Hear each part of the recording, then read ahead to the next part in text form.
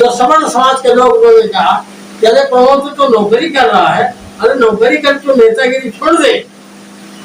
तो प्रमोद कुमार ने कहा कि मेरी जान रहे या जाए लेकिन मैं इस काम को नहीं छोड़ूंगा।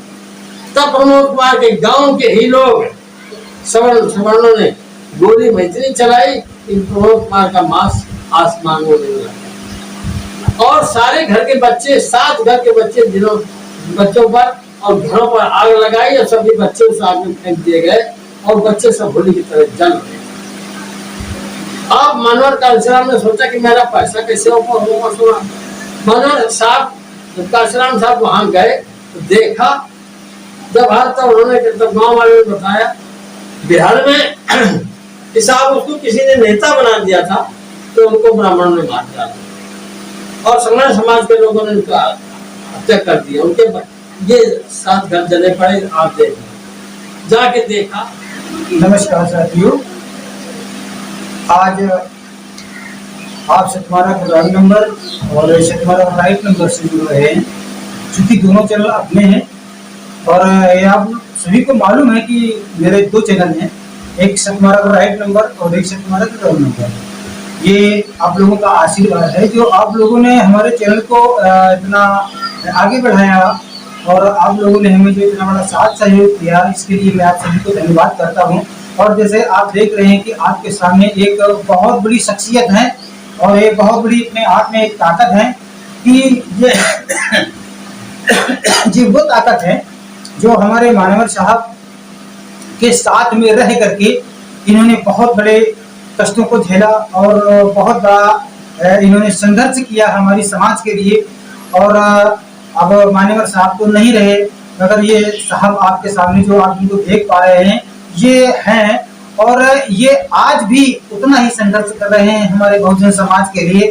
तो आइए हम इनसे बात करते हैं और इनसे जानकारी करते हैं साहब का परिचय क्या है, कहाँ के रहने वाले हैं और उन्होंने अभी तक क्या किया और आज क्या करना चाहते हैं। क्योंकि हमारे समाज, बहुजन समाज के ऊपर बड़े बड़े अन्याय, अत्याचार और हमारे समाज का शोषण हो रहा है। तो इस शोषण से बचने के लिए हमारे परम आदरणीय ये साहब बैठे हुए हैं और बड़े मुश्किल से हमारी इनकी मुलाकात हो पाई है और कई दिन से मैं प्रयासरत था कि यह साहब मिले और मैं इनसे कुछ बात कर सकूं। चूंकि हमारे बहुजन समाज के पुराने शुभचिंतक रहे हैं और आज भी शुभचिंतक हैं। तो साहब मैं आपसे जानना चाहूंगा सर, आपका परिचय क्या है और आप कहाँ के रहने वाले हैं और आपने समाज के बारे में बताएंगे कुछ, आपने क्या किया और आप क्या करना चाहते हैं। तो साहब बताइए, अपना परिचय दीजिएगा। हम प्रिय बहुजन समाज के लोगों, मैं डॉक्टर रामलहार हूँ और ग्राम रामपुर, पोस्ट पाराचार का निवासी हूँ, जात का संथाल हूँ। अच्छा जी सर, आपका जिला कौन सा है?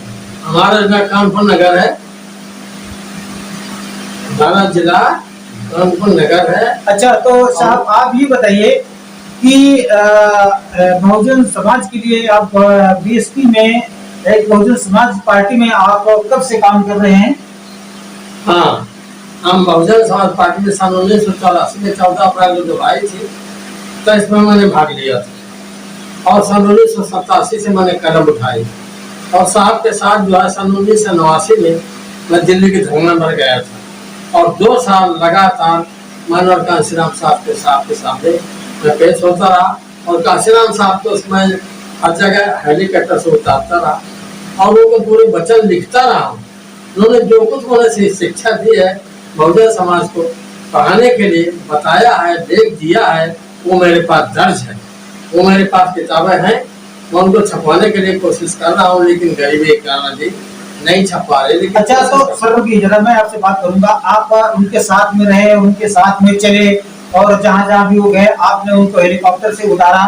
तो आप हमें ये बताइए कि वो तो बड़ा संघर्षशील समय था, वहाँ पर तो बहुत बड़ी संघर्ष क्या, बहुत बड़ी कुर्बानी का विषय था।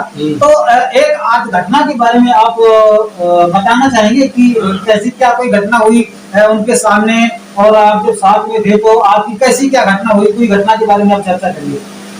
हाँ, घटना तो साहब की बात है, वो मानवर साहब के ऊपर जो बीती थी। मानवर साहब जो है कांशीराम साहब देहरादून में बजटरी डिपार्टमेंट के असिस्टेंट डायरेक्टर थे। उनका एक साथी था प्रमोद कुमार और दोनों आदमी साथ साथ नौकरी कर रहे थे।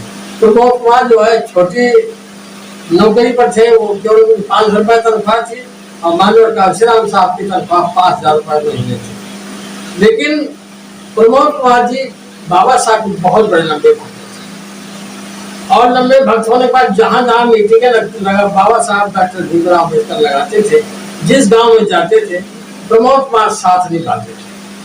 अचानक 6 दिसंबर 1956 को जब बाबा साहब की मौत होती है तो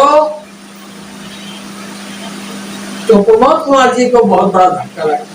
उन्होंने कहा जिसके द्वारा मैंने नौकरी पाई और मेरे साहब ने नौकरी पाई, जो आज देश से चले गए तो मेरे समाज को उठाने वाला कोई दुनिया में नहीं है। क्योंकि बाबा साहब 32 डिग्री के विद्वान थे और बाबा साहब दलितों को उत्थान के विषय में पूरा काम किया था, नारी को सम्मान देने के लिए काम किया था और भारतीय संविधान को बनाने के लिए 2 साल 11 महीना 18 दिन तैयार किया। जब बाबा साहब का निधन होता है तो प्रमोद कुमार को बहुत भारी दुख होने पर वो बेहोश हो जाते हैं। जब उनको बेहोशी आई तो मिलिट्री डिपार्टमेंट में हड़कंप मच गया और कहा कि ये तो बहुत बड़ी बात है कि प्रमोद कुमार जी का देहांत हो गया। सूचना किस तरीके से कमांडर कांशीराम साहब के पास पहुंची, वो साहब दौड़ करके आए, देखा कि हकीकत प्रमोद कुमार जी बेहोश पड़े। तो मानवर साहब को बहुत भारी धक्का लगा। धक्का लगने के बाद मानवर साहब ने सोचा कि ये तो हमारा क्या ठीक कैसे क्या होगा। डॉक्टर को बुला करके इलाज करवाया, उनको होश बनाया और तब कहा कि अरे प्रमोद तुम्हें क्या हो गया था यार, ऐसे तुम आदमी हो, किस तरीके से तुमको बेहोशी आए। तब उन्होंने कहा कि जो बाबा साहब आज का निधन हो गया है और उनके साथ में उनके अर्थी में 20 लाख आदमी साथ में और 20 लाख आदमी में मैं एक ऐसा बेवकूफ आदमी हूँ और मैं इतना गरीबी का इस नौकरी का उनके अर्थी में शामिल नहीं हो पा रहा, ये मेरा बदनसीब है। मानव कांशीराम साहब ने कहा कि अरे प्रमोद तो चिंता मत कर, अब जो बाबा साहब पढ़ा रहे थे, बता रहे थे, दलित समाज को जगा रहे थे, वो काम तू कर। उन्होंने कहा साहब मेरे 500 रुपए तनख्वाह महीने में है, मैं कैसे बढ़ सकूंगा और बच्चे मेरे कैसे पढ़ेंगे। तब मानव कांशीराम साहब ने कहा कि 500 रुपए अपने तनख्वाह से मैं अपनी तनख्वाह से काट करके तुझे तेरे बच्चों को दूंगा और तेरे बच्चों को पढ़ाऊंगा, लेकिन तू दलित समाज को उठाने का काम कर। प्रमोद कुमार ने जब किताबें उठाई और बाबा साहब को किताबें लेकर के जब चले तो सवर्ण समाज के लोगों ने कहा कि अरे प्रमोद तो नौकरी कर रहा है, अरे नौकरी कर तो नेतागिरी छोड़ दे। तो प्रमोद कुमार ने कहा कि मेरी जान रहे या जाए लेकिन मैं इस काम को नहीं छोड़ूंगा। तब प्रमोद कुमार के गांव के ही लोग सवर्णों ने गोली मैत्री चलाई कि प्रमोद कुमार का मांस आसमान में मिल रहा और सारे घर के बच्चे 7 घर के बच्चे बच्चों पर और घरों पर आग लगाई और सभी बच्चे उस आग में फेंक दिए गए और बच्चे सब होली की तरह जल गए। अब मनोहर कांशीराम ने सोचा कि मेरा पैसा कैसे होगा। सुना मनोहर साहब कांशीराम साहब वहां गए तो देखा, जब हर तब उन्होंने गाँव वाले ने बताया बिहार में साहब उसको किसी ने नेता बना दिया था तो उनको ब्राह्मण ने मार डाला और सवर्ण समाज के लोगों ने उनका हत्या कर दिया। उनके ये 7 घर जले पड़े। आप देख जाके देखा तो प्रमोद कुमार को आंसू तो आ लेकिन कह नहीं सके कुछ। तब उन्होंने कहा कि वो बताओ स्थान जहाँ मारे गए थे समाधि है? बोले हाँ है। उस समाधि पर गए और 2 फूल चढ़ाए मानव कांशीराम साहब ने और प्रतिज्ञा की कि प्रमोद कुमार मैं तेरा और बाबा साहब का काम है। उस वक्त देखिए कांशीराम साहब का एक ध्येय, एक विचार ऐसा बना कि इस देश के अंदर इस दलित समाज को उठाने के लिए काम अपने सर पर रखा। चलिए देखिए इस तरह से हमारे पूर्वजों ने हमारे समाज के लिए संघर्ष किए हैं और इस तरह से मारे गए हैं और किस तरह से मारे गए, किस तरह से जलाए गए, बड़ी मुश्किल से आज हमारे इस बहुजन समाज को यहाँ तक ला करके खड़ा किया है। और आज जो इनका जो बनाया हुआ जो संघर्ष है, जो इनकी मेहनत से, इनकी जो कुर्बानी से जो ये जो आरक्षण और रिजर्वेशन जो तैयार किया गया है, आज ये रिजर्वेशन और आरक्षण जब ये खत्म हो रहा है और मनुवादियों के द्वारा, तो ये हमारी समाज के लिए एक बहुत बड़ा चिंता का विषय है। तो मैं साहब आपसे ये कहना चाहूंगा कि बहन जी का तो जो कारवां है वो तो मान्यवर साहब तक सीमित रहा, और इसके बाद में ये इतना पीछे क्यों जा रहा है? जो बीएसपी का सिस्टम है ये सब इतना पीछे क्यों जा रहा है? लोग इनको आज क्यों पसंद नहीं कर रहे हैं? और आज ये इस चुनाव में जो है तो बहन जी को यूपी से एक भी सीट नहीं मिल पा रही है, इसका कारण क्या हो सकता है? आप इसके बारे में कुछ बताएंगे? देखो, जब मानवर साहब ने एक बड़ा कदम उठाया था तो बहन मायावती जी को 4 बार मुख्यमंत्री बने, और 4 बार बनने के बाद अब बीएसपी के खुद ही लोग सोचने लगे कि अब बहन जी हमारे प्रधानमंत्री बन जाएंगे। तो साहब बताइए, दीवानों के विकार होते। मैंने मना किया कि ऐसा ना कहो कि बहन जी प्रधानमंत्री बन जाएंगे। दुश्मन सुन रहा है, लेकिन उन्होंने कहा कुछ नहीं, और वो आगे बढ़ती चलने में इनके पीछे एक अंटू मिश्रा को लगा दिया। अंटू मिश्रा जो है दौड़ करके इसके पैर छूने लगा, और पैर छूने के बाद में अंटू मिश्रा ने पूरे जो ब्राह्मण समाज को टिकट दे दिया गया और दलित समाज को वंचित कर दिया और पिछड़े वर्ग को भी वंचित कर दिया। इस प्रकार बहन जी गिरती चली गई। और अंटू मिश्रा है वो तो पहले से पुराना इतिहास बताता है कि जब भी कोई दलित समाज का व्यक्ति बढ़ता है तो सवर्ण समाज का व्यक्ति उसके पीछे लग जाता है और हमेशा गिराने की बात करता है। तो जो मैंने कदम उठाया है वो मेरे पास सारी किताबें तैयार हो चुकी है।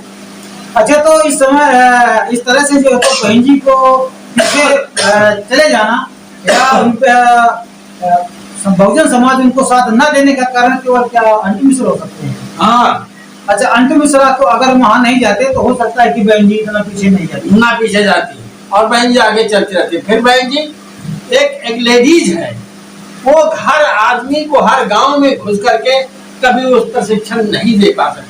अच्छा, आप ये बताइए कि अब तो बहन जी का रुख क्या समझ में आ रहा है? क्या वे पुनः वो बीएसपी को बहाल कर पाएंगी या नहीं कर पाएंगी? किस तरह से पुनः जो तो अपने बहुजन समाज के लिए बहन जी कुछ कर पाएंगी? ये उनको मौका मिलेगा कि नहीं मिलेगा? हम इसके बारे में कुछ बताइए। हाँ, बहन जी को मौका मिलेगा। और मैं बहन जी 2027 में जब चुनाव आ रहा है उसमें हम लोग पूरी मदद करके पूरे उत्तर प्रदेश के जितने भी जिले हैं सब जिलों को संभालने का हम काम करेंगे, और काम करने के बाद हम बहन जी को उठाने का भी काम करेंगे। और ये भी है कि जब भी हम किसी भी प्रत्याशी को खड़ा करेंगे तो उसका परीक्षण लेकर के ही खड़ा करेंगे, करवाने देंगे। और हम मिलेंगे जाकर कभी कहेंगे कि बहन जी सोच समझ के काम करो, कि ऐसा नहीं कि जो पैसा दे दे उसको टिकट दे दो और जो पैसा न दे उसको टिकट न दो। तो एक कार्यकर्ता असली जो पिछले पड़ा रहे और नकली कार्यकर्ता आगे पहुंचता रहे, ऐसा नहीं होना चाहिए। तो इसलिए हम पूरी मदद करने के लिए तैयार है और बहन जी को पूरा साथ देंगे। और जो बच्चा है आनंद, हम उसको कुछ हम उसके मुकाबले में तो बराबर तो नहीं है, लेकिन फिर भी कुछ न कुछ उसको प्रशिक्षण देने का काम उसके ऊपर भी डालेंगे। और बहन जी से ये कहेंगे कि उसको आगे उठा करके खड़ा करें और उसको बोलने का अच्छा मौका दें ताकि हमारी बीएसपी नीचे न जा सके। चलिए, बहुत बहुत धन्यवाद। तो आपने इनको सुना, इनसे इनके विचारों से ये मालूम होता है कि अभी भी हमारा बहुजन समाज ये चाहता है कि किसी भी तरह से बीएसपी उछल करके हमारे सामने आए और पुनः हमारे इस बहुजन समाज को हाथ देने का काम करे, साथ देने का काम करे। आज भी हमारा बहुजन समाज के बहुत से ऐसे लोग हैं, बहुत से ऐसे क्रांतिकारी वीर जांबाज सिपाही आज भी हैं जो वो जमीनी स्तर पर आज भी काम कर रहे हैं। तो साथियों, आपने हमारे परम आदरणीय रामाधार जी, डॉक्टर रामाधार जी को आपने सुना। आपको ये वीडियो कैसा लगा? अगर आपको वीडियो अच्छा लग रहा है और आप बहन जी को पुनः सत्ता पे लाना चाहते हैं तो कमेंट बॉक्स में आप हमें कमेंट करके बताएं और साथियों तक इस वीडियो को पहुंचाएं। इसी के साथ में साथियों धन्यवाद। जय भीम, नमो बुद्धाय।